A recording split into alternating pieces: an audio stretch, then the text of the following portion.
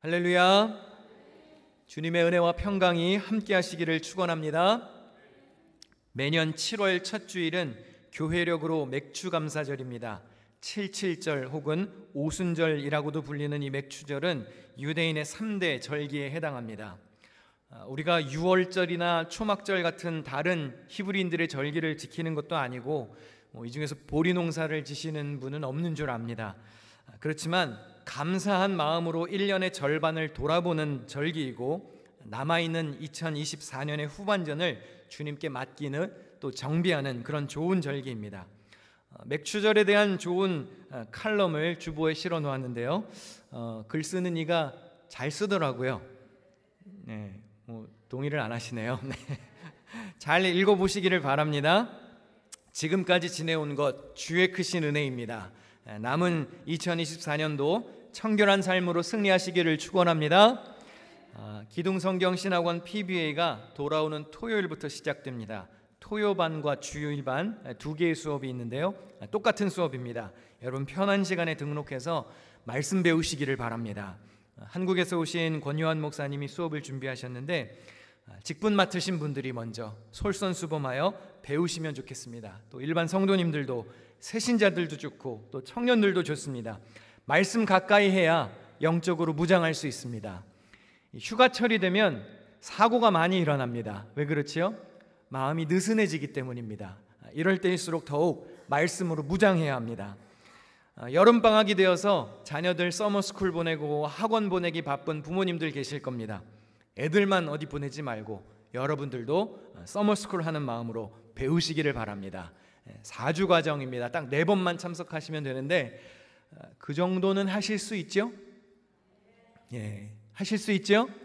예, 다 등록하실 줄 믿고 기둥성경신학원 PBA의 급훈을 한번 같이 읽어보겠습니다. 함께 읽어보실까요? 시작.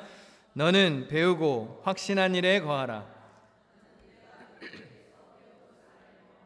성경은 능히 너로 하여금 그리스도 예수 안에 있는 믿음으로 말미암아 구원에 있는 지혜가 있게 하느니라.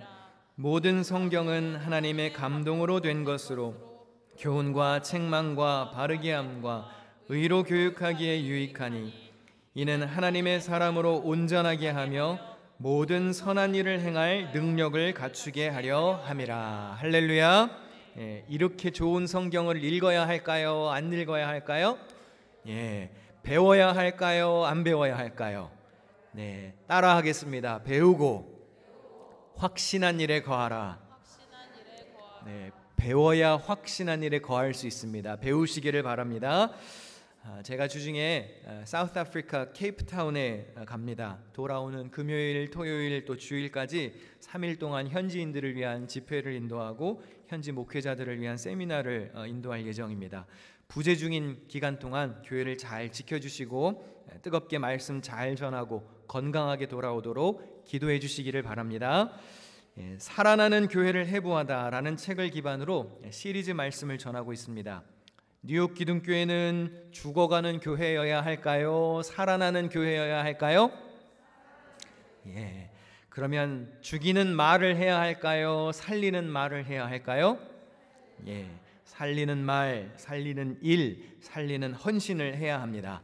우리 교회가 살아나는 교회가 되는 일에 앞장서서 헌신하는 여러분이 되시기를 바랍니다.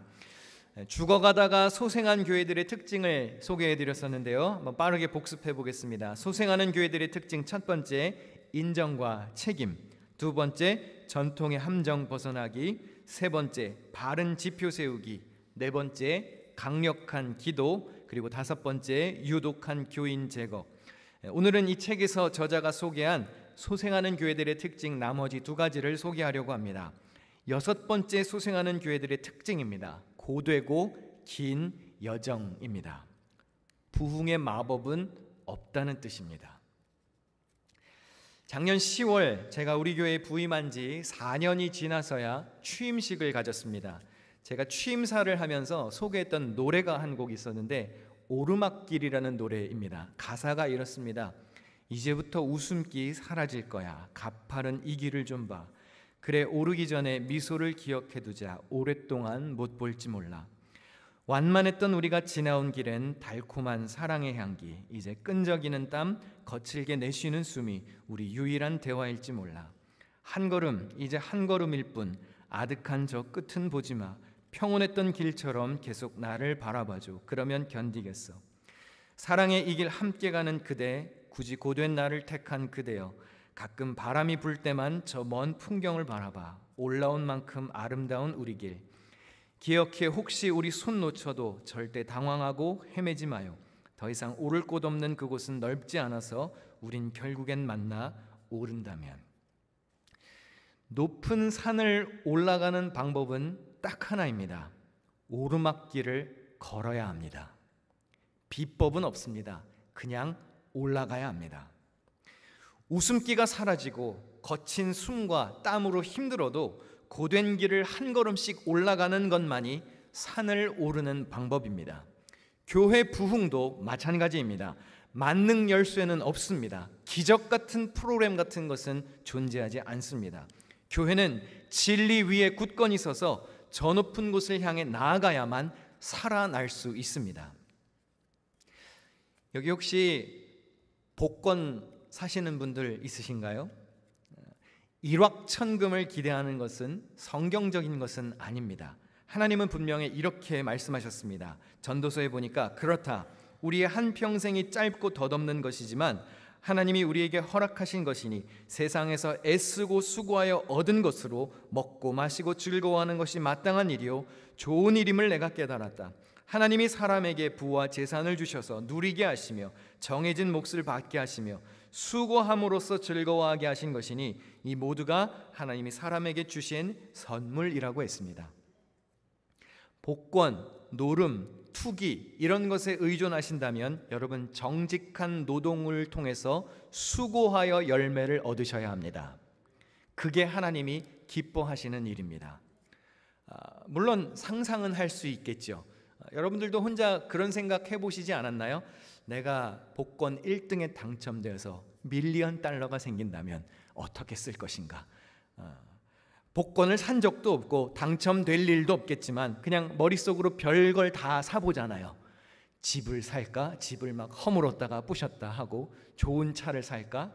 명품 옷을 살까? 밀리언 달러면 내가 좋아하는 타코가 45,454번을 먹을 수 있는 비용인데 쓸데없는 상상이지만 솔직히 생각만 해도 흐뭇하지요.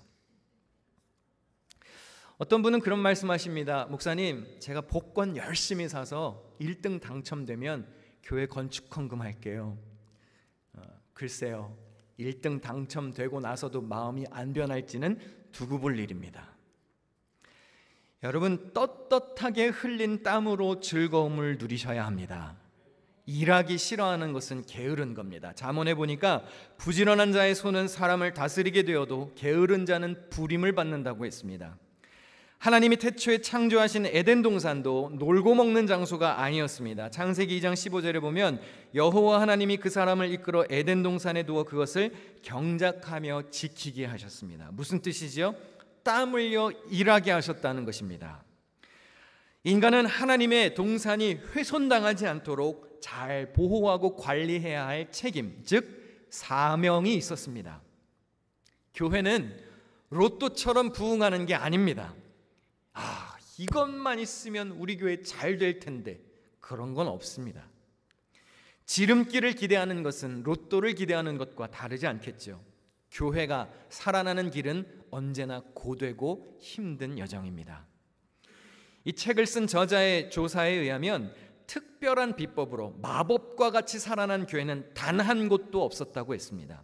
그런데 이 사람이 죽어가는 교회를 여럿 컨설팅하면서 그런 말은 참 많이 들었다고 합니다.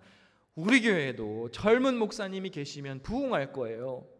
우리 교회에도 재정이 넉넉했으면 문 닫지 않았을 거예요. 우리 교회에도 현대적인 음악으로 찬양할 수 있는 찬양팀이 있었으면 쇠퇴하지 않았을 겁니다. 우리 교회가 좋은 위치로 이사를 그때 갔었더라면 지금처럼 되지 않았을 겁니다. 우리 교회가 매력적이고 편안한 시설을 갖춘다면 젊은이들이 떠나지 않았을 겁니다. 글쎄요, 과연 그럴까요? 제가 이 근방에 계시는 여러 목사님들을 만나서 이렇게 얘기하다 보면 우리 교회에 이런 부목사님도 계시고 이런 부목사님도 계시고 이렇게 소개를 합니다. 그러면 많은 목사님들이 오준성 목사님처럼 그렇게 찬양인도 잘하시는 목사님이 있으면 우리 교회도 좋을 텐데, 댄 목사님처럼 그렇게 훌륭한 EM 사역자가 있으면 우리 교회도 잘 될 텐데, 그런 부러움을 많이 보이십니다.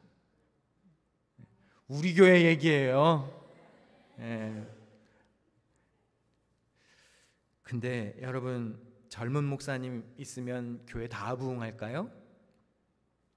혹시 젊은 목사님을 원하는 이유가 나는 아무것도 안 할 테니까 목사님이 다 알아서 하시오, 그런 마음은 아니십니까? 성도들이 나서서 헌신하기 싫으니까 목회자에게 모든 짐을 떠넘기기 위해서 젊은 목사를 찾는 것이라면 그런 교회는 희망이 없습니다. 목회자와 성도가 한 마음으로 연합해서 주의 일을 위해 힘써야 거기에 선한 역사가 일어나는 것이지, 돈을 받는 고용된 일꾼이 알아서 다 해라, 그런 식으로 섬기는 성도들은, 그런 교회는 절대로 성장할 수 없습니다. 좋은 장소로, 목이 좋은 곳으로 이사 가면 교회가 살아날까요?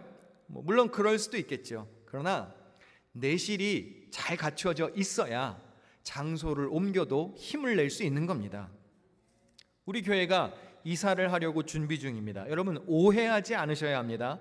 우리 교회가 어디론가 이사만 가면 마법처럼 성장할 것이라고 제가 기대해서 이전을 추진하는 게 절대로 아닙니다.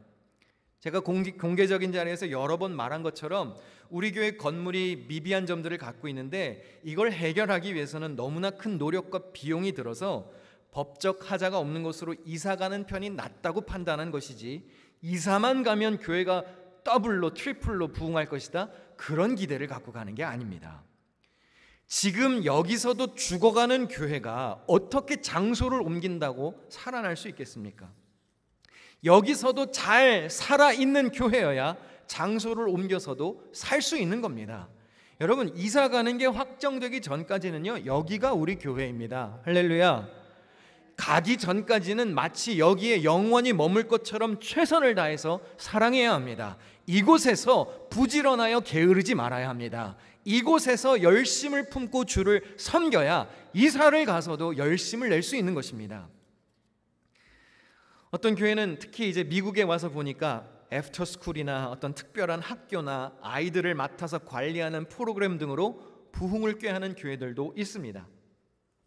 교회가 하나님께 받은 은혜에 감사해서 사랑의 마음으로 지역과 이웃과 성도들을 섬길 수 있다면 그 얼마나 좋은 일이겠습니까? 할 수 있는 여건이 되면 하면 좋겠죠. 그러나 그런 프로그램으로 성장할 수 있다라고 마치 그것을 마법과 같은 어떤 기적으로 이해한다면 그건 순서가 잘못되었습니다. 여러분, 교회는요, 잘 들으셔야 합니다. 또 오해하지 마시고 들어주세요.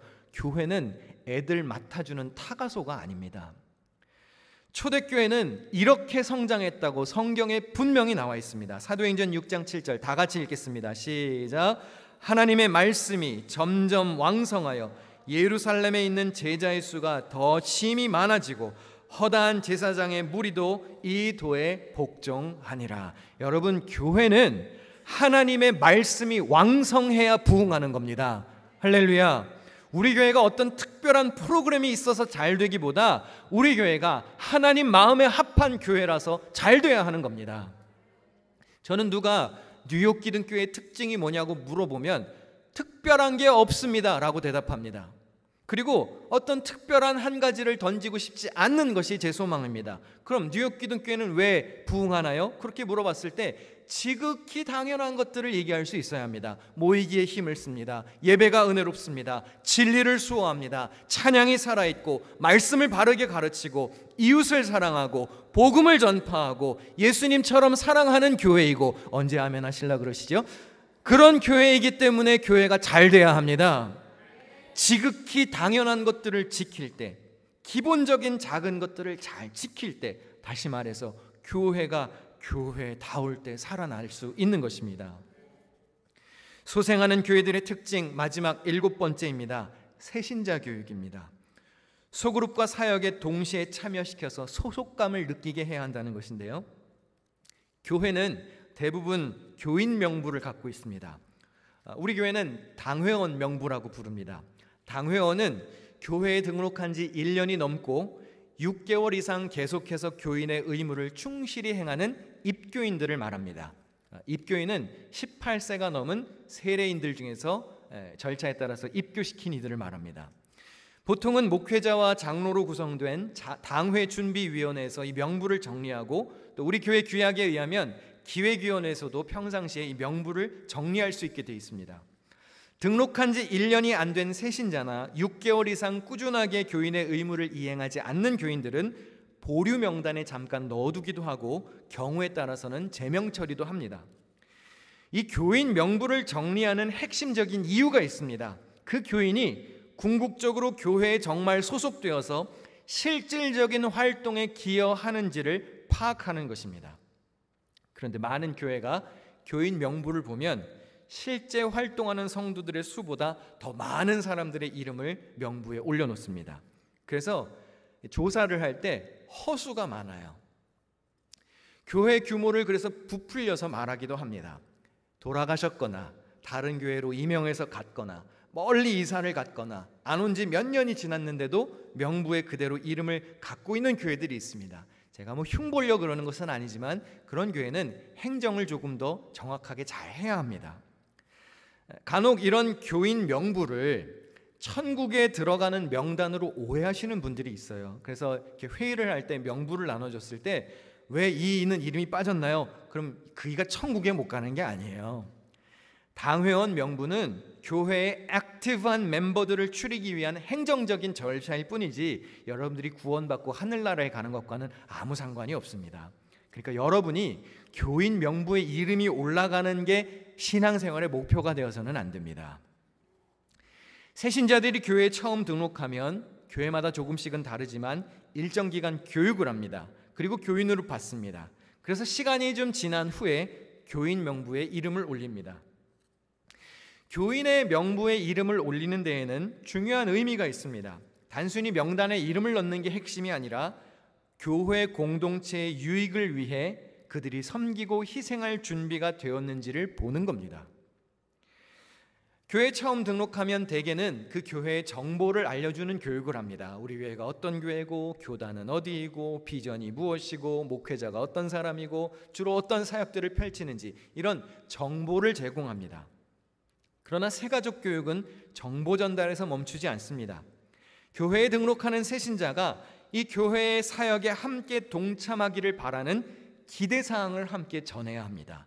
그래서 등록하는 새가족도 함께 섬기게 되기를 요청하는 것이죠. 교회에 적응하는 데 시간이 필요할 것입니다. 그러나 궁극적으로 잘 정착해서 교회에 잘 동화되도록 이끌어 주어야 합니다. 소생하는 교회들은 대부분 이렇게 새신자를 정착시킵니다.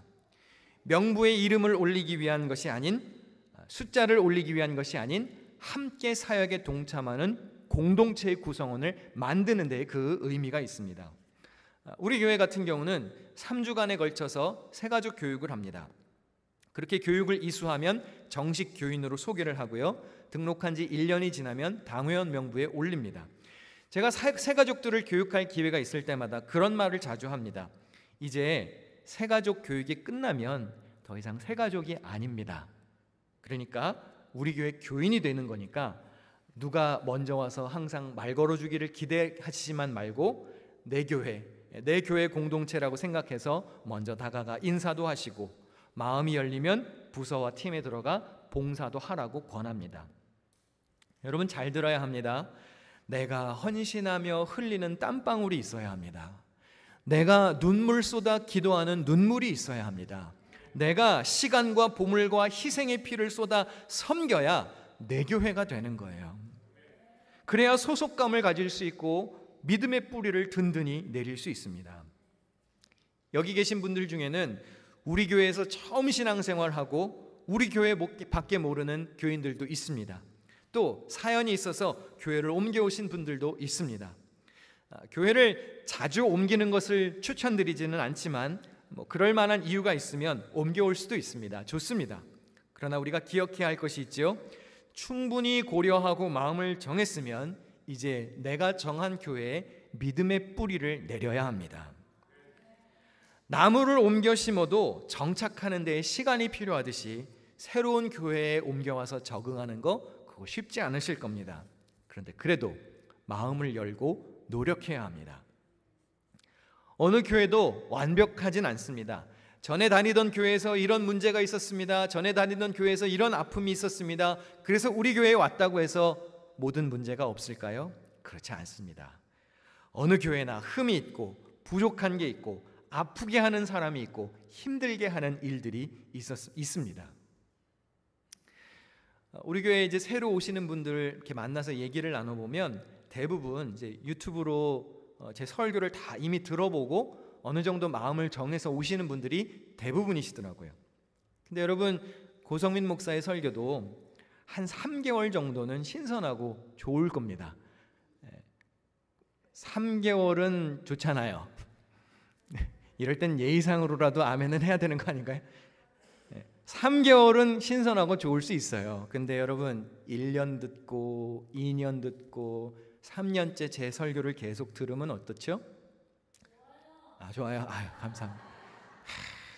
바람직한 권사님이세요. 이런 권사님들이 많아져야 합니다. 할렐루야. 근데 특별한 거 없어요. 전도서에 보니까 하늘 아래 새 것은 없다고 그랬죠. 결국은 하나님의 말씀인 성경을 전하는 겁니다. 여러분, 저에게 매주 화려하고 정말 기가 막힌 설교를 기대하면 저 목회 못합니다. 그럼 유명한 방송하시는 분들 목사님 설교 찾아서 들어야겠죠. 한번 질문해 보겠습니다. 여러분, 지난주 주일에 식사 메뉴 뭐 하셨는지 기억나십니까? 햄버거. 그래요. 다 지난주 같은 경우는 특별했으니까. 그럼 월요일 아침은 뭐 드셨습니까? 수요일 저녁은 뭘 드셨습니까? 어제는 뭘 드셨습니까? 기억 잘 안 나시지요? 뭐 특별한 외식을 한 게 아니라면 뭔가를 먹긴 먹었을 겁니다. 근데 여러분, 기억나지 않더라도 그렇게 익숙하게 늘 먹는 밥이 나를 살리는 겁니다.